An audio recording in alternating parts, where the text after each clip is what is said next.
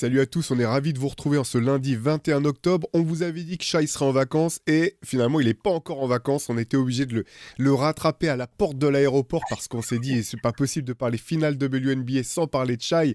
C'est quand même le moment qu'on attend toute la saison, là, ces moments cruciaux dans la ligue. En plus la finale a été quand même extraordinaire, tu vas pouvoir nous en parler Shai, mais tous les matchs ont été serrés quasiment. Ça s'est terminé hier au match 5 à New York. Match avec une pression assez folle. Tout petit score, 67-62 pour New York après prolongation. Le New York Liberty qui remporte donc le premier titre de son histoire. Shai, qu'est-ce que tu peux nous dire de ce match et puis même de cette finale complètement haletante? Ouais, les finales dans l'ensemble ont été une vraie bonne publicité pour la WNBA, je pense, parce qu'il y a beaucoup de gens qui ont commencé à suivre cette année. Alors oui, le dernier match, c'était un festival de maladresse. Voilà, il y a eu beaucoup de tirs ratés, mais c'était aussi dû évidemment à la pression, à de bonnes défenses aussi. Donc c'est pas le match qui a été le plus offensif et qui fait office de meilleure pub, comme je l'ai dit là. Mais la série dans l'ensemble, c'était incroyable tactiquement, techniquement, au niveau du scénario, ça a toujours été dingue. Et là, c'était encore un scénario alors, un peu inédit parce que tu l'as dit, il y a un tout petit score, beaucoup de maladresse, mais de l'incertitude, des coups de sifflet contrariants pour certaines équipes, des occasions manquées. Minnesota, qui est donc le finaliste malheureux cette année, a encore eu 12 points d'avance et a pas réussi à les conserver. Il y a eu l'action dont on va peut-être parler un peu parce que tu me faisais remarquer un truc assez juste avant qu'on commence. Mais New York égalise dans les dernières secondes sur deux lancers de Brianna Stewart. Et Cheryl Reeve, la coach des Lynx, après, a crié au scandale en disant qu'on leur avait volé le titre parce qu'il n'y avait pas faute sur l'action, pas faute d'Alana Smith sur Brianna Stewart. Alors, voilà, effectivement, on peut débattre de la faute ou pas, mais tu me faisais remarquer à juste titre qu'il y avait peut-être aussi un marché de Brianna Stewart sur l'action, ce qui sur le coup, n'a pas interpellé forcément grand monde. Moi, je veux pas rentrer dans les trucs d'arbitrage et je veux pas dire comme Cheryl Reeve qu'il y a eu un vol ou quoi que ce soit parce que Minnesota a eu des opportunités de l'emporter. Et en général, je suis pas à dire que un coup de sifflet en particulier change le sort d'une rencontre. Derrière, dans la prolongation, Minnesota a fait un festival d'occasions manquées, de pertes de balles, de tirs pris n'importe comment. Enfin bref, il y avait encore la possibilité de le gagner. Et même avant ce qui peut être une erreur d'arbitrage, il y a eu d'autres opportunités. Et même dans la série, Minnesota a aussi laissé passer quelques occasions, ce qui n'enlève absolument rien à la prestation magnifique qu'elles ont faite dans ces finales. Elles étaient outsiders. Elles ont un effectif bien moins clinquant que celui de New York. Et pourtant, elles ont poussé l'équipe favorite en 5 matchs, un game décisif en prolongation. Donc déjà, bravo aux Lynx. Je suis triste pour les Lynx parce que peut-être que ça se représentera pas tout de suite. Mais New York n'a pas volé sa victoire, je pense. Ouais, j'ai l'impression, tu me corrigeras, mais que l'arbitrage a quand même été un peu au cœur de cette finale WNBA. À la fin du match précédent, c'était la coach de New York qui disait, enfin, qui se plaignait d'avoir été, pareil, volé, qu'on n'ait pas pu leur laisser l'opportunité de gagner. Sur l'action dont tu parlais, effectivement, pour moi, il y a un marché qui est quand même assez clair. En fait, il y a une passe de remise en jeu pour Brianna Stewart qui bouge ses appuis à plusieurs reprises avant de monter dans le tir. Sur la faute, je trouve que le marché est plus flagrant que potentiellement Ouais, qu'il y ait faute ou qu'il n'y a pas faute. Ça, même avec le replay, c'est rarement clair. Là, sur le marché, par contre, c'est assez ouais. clair. Effectivement, dans ce type de situation, de toute façon, le replay peut pas revenir sur le marché parce que le challenge a été demandé au niveau de la faute. Tu me dis Ouais. si je me trompe, hein, Shai. Mm. Donc, de toute façon, les arbitres auraient pas pu se déjuger. Ce qui était assez intéressant sur ce match final, c'est que les deux stars, finalement, de New York ont été dans une maladresse totale. On avait parlé la semaine dernière de Sabrina Ionescu, après notamment son shoot hallucinant, quasiment Ouais. du logo, là, pour prendre la victoire. Là, elle a shooté à 1 sur 19 au tir. Brianna Stewart, l'autre grande star du New York Liberty, termine à 4 sur 15, avec 15 rebonds quand même, 4 passes pour Brianna Stewart, 8 passes aussi pour Ionescu. Mais finalement, la joueuse qui a le plus brillé hier soir et celle qui termine avec le trophée de MVP, c'est pas celle qui a été le plus mise en avant tout au long de la saison. Absolument. C'est Jonquel Jones donc qui finit MVP des finales. Et si vous aviez suivi la preview qu'on avait faite avec Ghislain, il l'avait un peu annoncé. Il avait dit si New York gagne le titre, et pour que New York gagne le titre, il faut que ce soit Jonquel Jones qui soit MVP des finales. Il avait vu juste parce que ça a été la plus constante de cette équipe de New York. C'est pas une surprise pour les gens qui suivent depuis longtemps, au moins depuis quelques années, parce que c'est une ancienne MVP. C'est une intérieure ultra dominante quand elle joue en Europe, quand elle joue. Alors avec la Bosnie, elle a été naturalisée pour jouer avec la Bosnie il y a quelques années. Et c'est une joueuse phénoménale qui peut paraître un peu sous-utilisée parfois à New York, derrière les les stars un peu plus médiatisées que sont Ionescu, Brianna Stewart. Et là, il y a un peu une justice, elle a été mise en avant, elle a été un peu plus alimentée que par exemple l'année dernière, où c'était personnellement très frustrant de l'avoir aussi peu utilisée, alors qu'elle faisait la différence à chaque fois.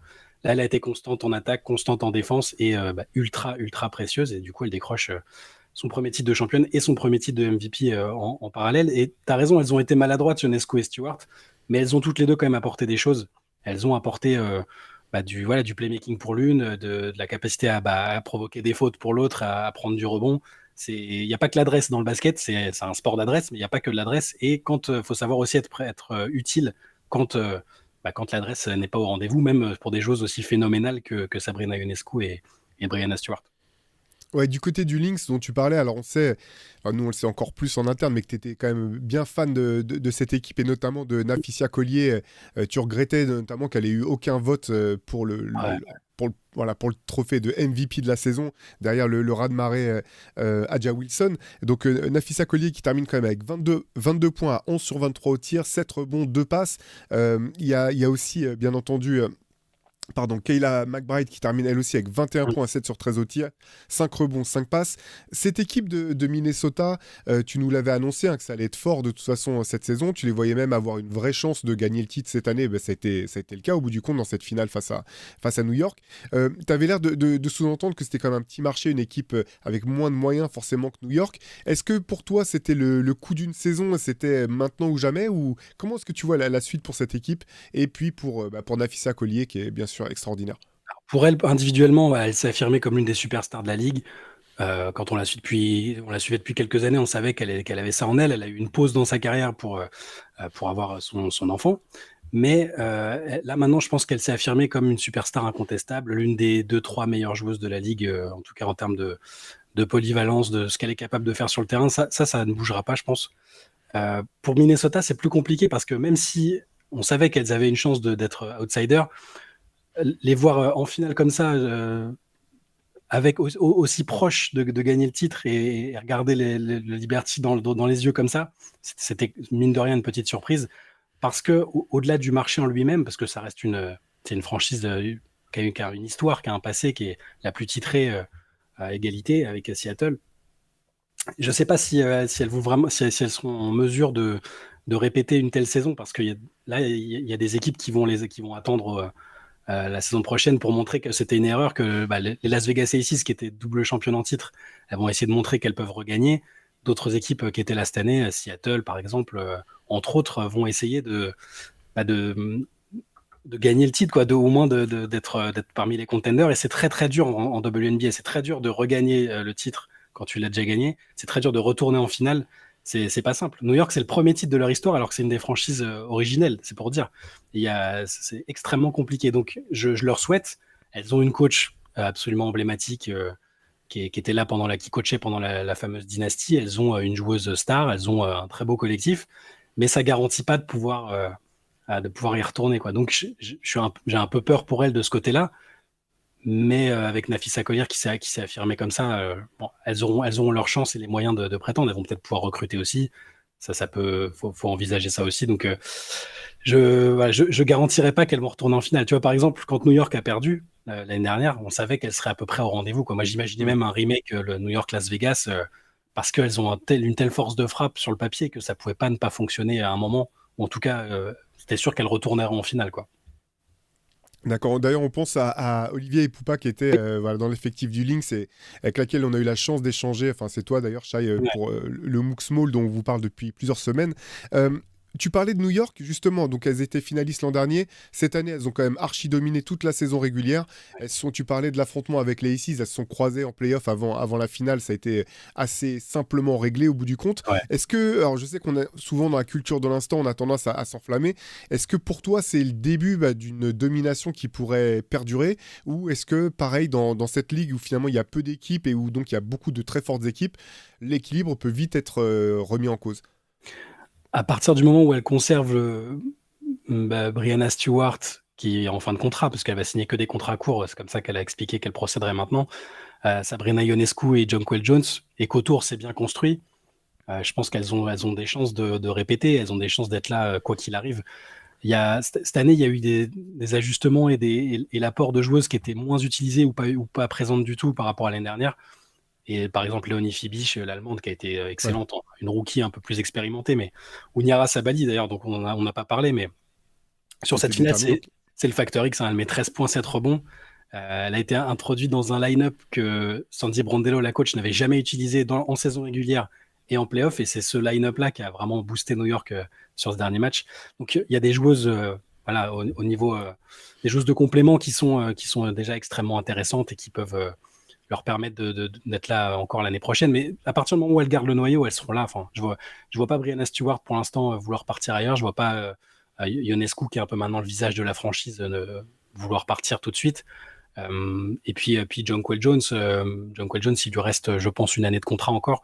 Non, je pense qu'elles seront là. Il faut encore un an ou deux. À partir du moment où le supporting cast aussi est présent, parce que ça leur a manqué l'année dernière, je pense qu'elles seront encore là. Il faut compter avec New York. De toute façon, c'est aussi ça qui est bien avec cette franchise, c'est que faut se rappeler qu'il y a 4 ans, quand c'est donc Joe Tsai, la famille Tsai, qui a racheté le Liberty. C'est une équipe qui jouait devant 2000 personnes à Westchester, qui mettait pas vraiment de moyens, qui était un peu une déception, un peu à l'image d'Enix, hein, quelque part, mais dans un registre différent. Première mesure, déménagement au Barclays Center, et puis investissement dans les infrastructures, la préparation, la nutrition, tout ça, et ça donne aussi des résultats. Donc c'est une équipe dans laquelle les Tsai, et c'est la femme de Joe Tsai qui est présidente, qui chapeaute un peu tout ça, ont Tu voulu sais investir. qui est le propriétaire des Ouais, Brooklyn Nets pour ceux qui. exactement, Voilà. des Brooklyn Nets. Et ils ont voulu investir et ils veulent continuer d'investir parce que je parlais des matchs devant 2000 personnes et Ghislain qui a fait la preview, il me racontait lui, il était allé voir des matchs où il pouvait aller sur le terrain, limite au bord du terrain, personne ne le remarquait, il n'y a pas de problème, il pouvait limite voir les joueuses et tout. Et là, aujourd'hui, c'est un Barclays Center qui était totalement plein avec une ambiance dingue. Quand on met les moyens, de toute façon, c'est toujours pareil, que ce soit en WNBA ou pour les autres ligues dans le sport féminin. À partir du moment où on met les moyens, bah, il y a du résultat, il y a de l'engouement, et, il y a, et le niveau des joueuses reçoit comment dire, l'exposition qu'il mérite, en fait. C'est comme ça. Et New York va continuer d'investir. Ça va pas être la seule franchise, mais New York va continuer d'investir et sera toujours là dans les prochaines années. Ça me paraît clair.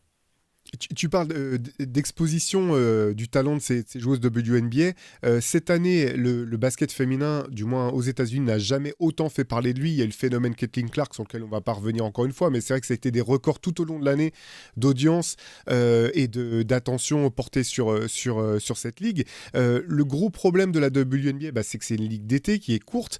La plupart du temps, pendant le reste de l'année, certaines des meilleures joueuses repartent en Europe. Voilà, jouer des compétitions de très haut niveau comme l'Euroleague que vous connaissez forcément, mais qui n'a pas forcément, pareil, la même exposition. Mais cette année, il y a peut-être quelque chose qui peut changer. On a parlé de Nafissia Collier et de Brianna Stewart. Elles ont un projet de ligue, enfin, elles ont même une ligue ensemble qui devrait permettre à certaines des meilleures joueuses de WNBA de pouvoir continuer à jouer pendant l'année et de garder de l'exposition. Est-ce que tu peux nous expliquer un petit peu l'idée? C'est ça. Alors, c'est une ligue de 3-3 qui sera diffusée. Je crois que c'est TNT qui a acheté les droits. Et tu as raison, la plupart des meilleures joueuses de la ligue sont déjà engagées avec la ligue qui s'appelle Unrivaled et qui leur permettra, pour celles qui le désirent en tout cas, de ne pas avoir à partir à l'autre bout du monde, loin de leur famille, et pour enchaîner en plus avec la saison qu'elles viennent de disputer. Alors pour les moyens financiers, ça n'a pas été encore évoqué, mais on peut supposer quand même qu'il y aura des sous et que ça peut permettre à peu près de matcher ce qu'elles auraient pu gagner à l'étranger. Pas sûr encore, parce que quand même, il y a des clubs qui donnent vraiment des belles sommes par rapport à ce qu'elles gagnent en WNBA. Je pense en Turquie ou dans le championnat chinois, etc. Enfin, et certaines des meilleures équipes d'Euroleague aussi. Mais en tout cas, ça tend à aller dans le sens voilà, de sommes qui sont plus intéressantes pour elles et qui leur permettent de ne pas partir à l'autre bout du monde, de ne pas s'exposer à des blessures.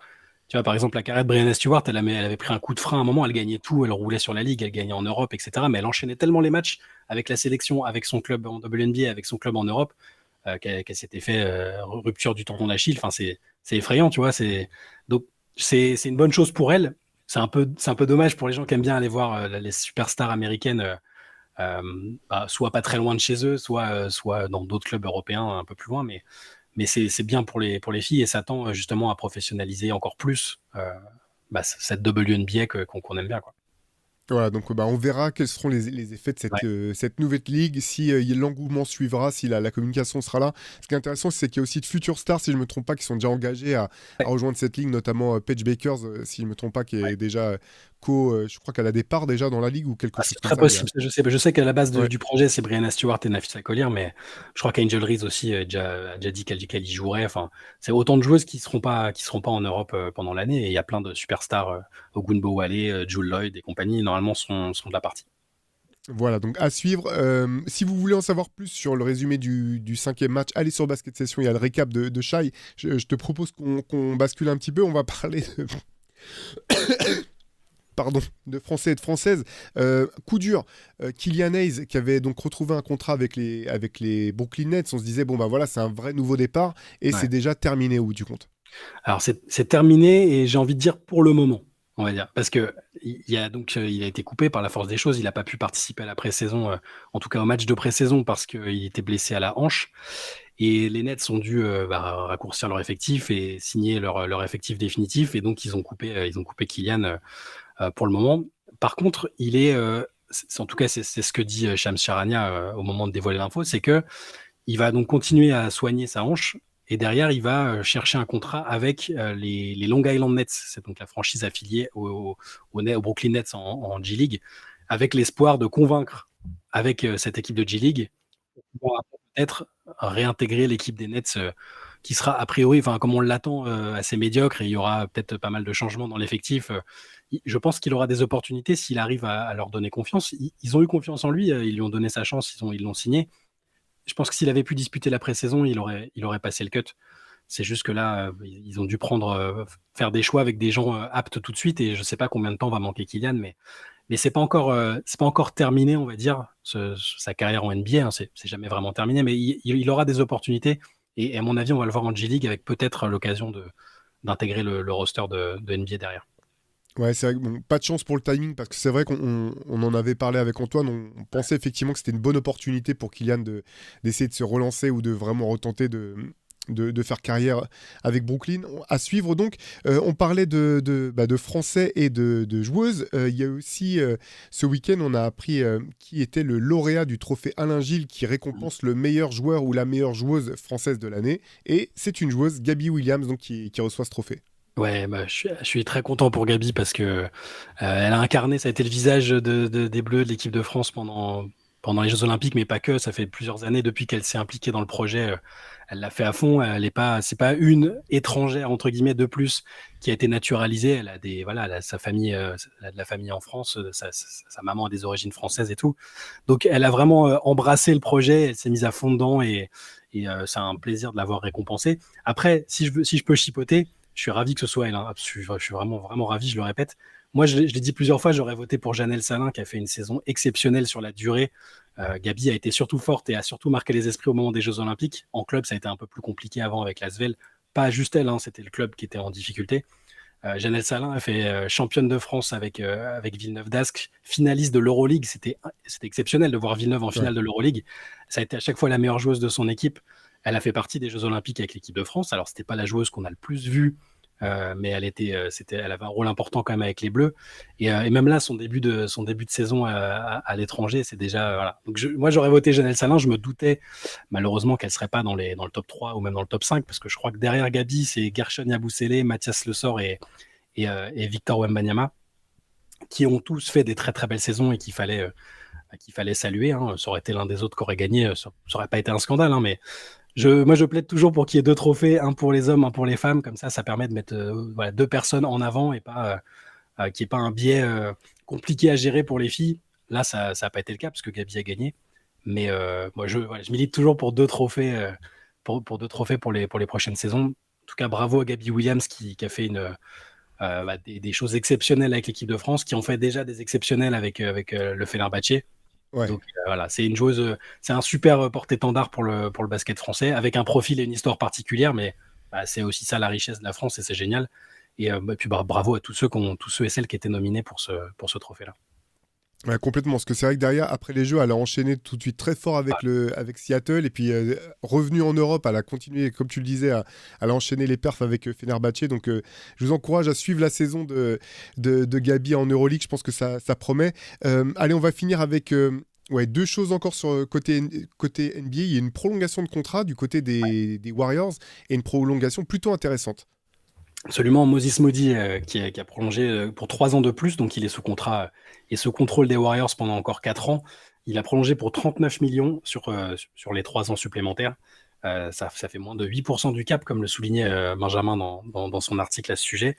C'est une bonne nouvelle. C'est une bonne nouvelle parce que c'est un joueur qui a été patient. C'est un joueur qui, à chaque fois que Steve Kerr a fait appel à lui, je trouve, a été très très bon. Sa pré-saison, elle est excellente même. Avec Bud Hill en sortie de banc, souvent, ils ont vraiment fait des ravages. Et lui, c'est un joueur fiable, en fait. Et c'est précieux, mine de rien, dans une équipe qui est ambitieuse, d'avoir un joueur comme ça, qui est jeune, fiable, intelligent, qui rentre dans le moule aussi de ce que font les Warriors. Donc il y a encore la possibilité qu'il soit tradé cette saison, si les Warriors ont une idée de trade ou ont besoin de se renforcer. Mais globalement, ils l'ont sous contrôle pendant 4 ans. Et pour un joueur comme ça, c'est super. C'est un des dominos, parce qu'il y a le cas de Jonathan Kuminga qu'il faudra voir après, qui lui, pour le coup, est un peu moins patient, on va dire. La saison dernière, il y a eu quelques petits accrochages à ce sujet, mais en tout cas, avoir Moses Moody déjà prolongé comme ça, c'est une super nouvelle pour les Warriors, je trouve. Ouais, c'est clair. Tu disais, bah, il contrôle son avenir et puis c'est un contrat qui va être de toute façon super, soit pour les Warriors parce que derrière ça te prend pas trop de place, soit dans un trade potentiel. C'est vraiment, voilà, encore un jeune joueur avec plein de talent, du potentiel et un contrat tout à fait abordable. Donc effectivement, je pense que c'est parfait pour Golden State. Ce qui est moins parfait, c'est que du côté des Knicks, on les savait déjà diminuer à l'intérieur avec la blessure de Mitchell Robinson, le départ d'Isaiah Hartenstein qui lui aussi est blessé pour le coup du côté d'OKC. Mais la nouvelle blessure dans le secteur intérieur, c'est Precious Achiuwa qui va être out pour un certain nombre de semaines. Ouais, quand on avait évoqué la blessure de Mitchell Robinson dans le CQFR, on avait dit bon, c'est un coup dur, mais bon, avec Kat qui est capable de jouer beaucoup de minutes, c'est pas un souci, et avec Precious Achiuwa qui a fait de très bonnes choses en sortie de banc, ou même dans le 5 d'ailleurs l'année dernière quand il a fallu jouer, bah ça ira en fait. Là, au niveau de la rotation, ils vont s'en sortir. Là, sans Precious Achiuwa, ça commence à faire léger, et donc Kat va énormément jouer, ça paraît clair, et ils vont responsabiliser Jericho Sims, à mon avis, qui est un très bel athlète, qui fait des belles choses, mais qui a moins d'expérience et qui va devoir step up rapidement sur les minutes qu'il va avoir, parce qu'à mon avis, Tom Thibodeau va le solliciter. Ou alors Tom Thibodeau va faire jouer 48 minutes à Karl Anthony Towns tous les soirs. Mais oui, c'est pas une bonne nouvelle pour les Knicks. C'est le secteur intérieur qui posait problème, hein. En tout cas, sa profondeur. Donc là, une blessure de plus, c'est un mois à cause d'une blessure aux ischio. C'est pas grave, il sera là, vaut mieux maintenant qu'en plein milieu de la saison ou juste avant les playoffs, mais c'est quand même pas idéal pour bien démarrer la saison, alors que les Knicks sont attendus au moins à la deuxième place dans la conférence Est. Ouais, et puis c'est des blessures qu'il faut vraiment prendre le temps de traiter parce que sinon, si tu reviens trop tôt, c'est vraiment voilà, le genre de blessure qui peut te prendre beaucoup plus de temps si tu prends pas le temps vraiment d'aller faire la rééducation jusqu'au bout. Compliqué aussi, c'est moi ce qui m'inquiète un petit peu, on en parlait avant le CQFR, là, c'est vous avez peut-être vu cet été que Michael Bridges avait bossé sur son shoot pour changer sa forme.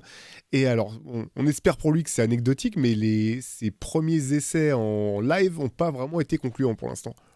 Ouais, c'est bizarre.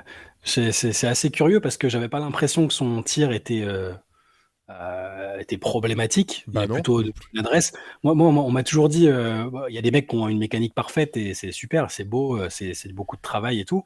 Mais tu as des types qui ont des mécaniques pas parfaites ou très difficiles à reproduire pour d'autres. Et à partir du moment où ils sont à l'aise avec, bah, qui continuent en fait. Et j'ai jamais compris le besoin de changer à tout prix, à moins que tu aies une adresse désastreuse et que tu joues à un poste où il y a besoin que tu sois plus adroit. Mais Bridges, je sais pas, il a dit que ça faisait plusieurs saisons qu'il songeait à changer son shoot, que c'était un processus et que ça allait venir. Mais là, ça ressemble un peu à ce que moi je fais quand je joue au basket, quoi. C'est un peu bizarre, on dirait à moitié une touche. Enfin, donc, écoute, s'il est plus à l'aise avec ça et qu'il s'avère que son pourcentage reste bon ou même est en progression, ce qui n'est pas trop le cas sur la pré-saison de ce qu'on a vu pour le moment, tant mieux. Mais moi, j'aime pas trop ces changements de tir.